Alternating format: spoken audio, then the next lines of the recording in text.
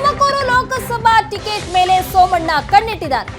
High command ಮುಂದೆ Tumakuru ticket ಅನ್ನ ಕೇಳಿದ್ದೀನಿ ಅಂತ ಬೆಂಗಳೂರಲ್ಲಿ ಮಾಜಿ ಸಚಿವ ವಿ ಸೋಮಣ್ಣ ಹೇಳಿಕೆಯನ್ನ ಕೊಟ್ಟಿದ್ದಾರೆ. ನಾನು 365 ದಿನವೂ ಚುನಾವಣೆಯೇ ಮಾಡೋದು. ನನ್ನನ್ನ ಗುರುತಿಸಿ ಟಿಕೆಟ್ ಕೊಟ್ರೆ ಜನರ ಬಳಿ ಹೋಗ್ತೀನಿ. ನನಗೂ ತುಮಕೂರಿಗೂ ಅವಿನಾಭಾವವಾದ ಸಂಬಂಧ ಇದೆ ಅಂತ ಸೋಮಣ್ಣ ಹೇಳಿದ್ದಾರೆ.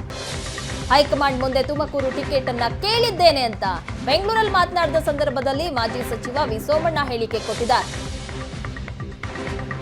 ನನಗೂ ತುಮಕೂರಿಗೂ ಅವಿನಾಭಾವವಾದ ಸಂಬಂಧ ಇದೆ. ನನ್ನನ್ನ ಗುರುತಿಸಿ ಟಿಕೆಟ್ ಕೊಟ್ರೆ ಜನರ ಬಳಿ ಹೋಗ್ತೀನಿ ಅಂತ ಸೋಮಣ್ಣ ಹೇಳಿದ್ದಾರೆ. ನಾನು 365 ದಿನವೂ ಚುನಾವಣೆಯೇ ಮಾಡೋದು. ನನ್ನನ್ನ ಒಂದು ವೇಳೆ ಗುರುತಿಸಿ ಹೈಕಮಾಂಡ್ ನಿಂದ ಟಿಕೆಟ್ ಕೊಟ್ರೆ ಜನರ ಮುಂದೆ ಹೋಗ್ತೀನಿ ಅಂತ ಹೇಳಿದ್ದಾರೆ.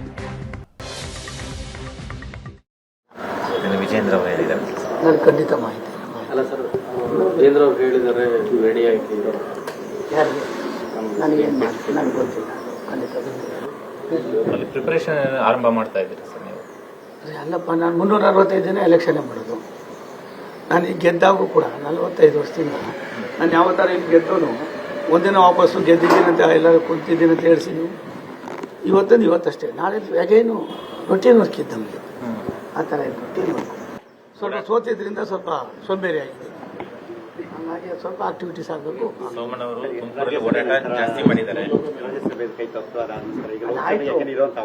ಒಂದು ಕೇಳಿದ್ದೀವಿ, ಹೈಕಮಾಂಡು ಗುರುತಿಸಿ ಕೊಟ್ಟರೆ ಜನಗಳ ಹತ್ರ ಹೋಗ್ತೀವಿ.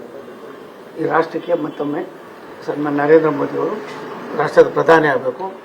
ಭವ್ಯ ಭಾರತದ ಭವಿಷ್ಯದಲ್ಲಿ ಭಾರತವನ್ನು ಉತ್ತುಂಗಕ್ಕೆ ಕೊಂಡೊಯ್ತಾರೆ ಅನ್ನುವ ಅಚಲವಾದ ನಂಬಿಕೆ 142 ಕೋಟಿ ಭಾರತೀಯರಲ್ಲಿದೆ. ಅದು ನನ್ನಲ್ಲೂ ಇದೆ. ನರೇಂದ್ರ ಮೋದಿಯವರು ದೇಶಕ್ಕೆ ಪ್ರಧಾನಿ ಆಗ್ತಾರೆ ಅಂದಾಗ ನಾವು ಅದಕ್ಕೆ ನಮ್ಮ ಹಳ್ಳಿಯ ಸೇವೆನೂ ಕೂಡ ಇರ್ತದೆ. ತುಮಕೂರಲ್ಲೇ ನಮ್ಮ ಮನೆ ನೋಡ್ತಾ ಇದ್ದೀರಾ ಸರ್? ನಾನು ಆ ಥರ ಯೋಚನೆ ಮಾಡಿದಪ್ಪ. ನನಗೇನು ತುಮಕೂರು ಅಷ್ಟೇನಲ್ಲ, ನನಗೆ ಬೆಂಗಳೂರು ಅಷ್ಟೇ, ತುಮಕೂರು ಅಷ್ಟೇಪ್ಪ. ಬೆಂಗಳೂರಿಗಿನ್ನ ಹತ್ತಿರದಲ್ಲಿರ್ತಕ್ಕಂಥ ಒಂದು ಜಿಲ್ಲೆಯಲ್ಲಿ ನಾನು ತಂದೆ ಆದಂಥ ಒಂದು ಇತಿಹಾಸ ಇದೆ. ಹಾಗಾಗಿ ತುಮಕೂರು ನನಗೂ ಅವಿನಾಭಾವ ಸಂಬಂಧ ಇದೆ. ಸರ್, ತುಮಕೂರು ಬೆಂಗಳೂರಲ್ಲಿ ಏನಾದರೂ ಸೀಟ್ಸ್ ನಾನು ಅದೆಲ್ಲ ಯಾಕಪ್ಪ ಹೈಕಮಾಂಡ್ ಹೋಗು ಅಂದರೆ ಎಲ್ಲಿ ಕಳಿಸ್ತಾರೆ ಹೋಯ್ತೀನಿ, ಇಲ್ಲಾಂದ್ರೆ ಆರಾಮಾಗಿ ಉದ್ಯೋಗ ಇದೆ ಮಾಡುತ್ತೆ. ಬಜೆಟ್ ಬಗ್ಗೆ ಮಾಡಿಲ್ಲ ಸರ್.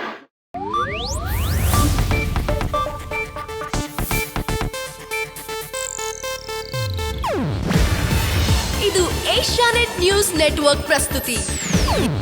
ನೀವು ನೋಡ್ತಿದ್ದೀರಾ ಏಷ್ಯಾನೆಟ್ ಸುವರ್ಣ ನ್ಯೂಸ್.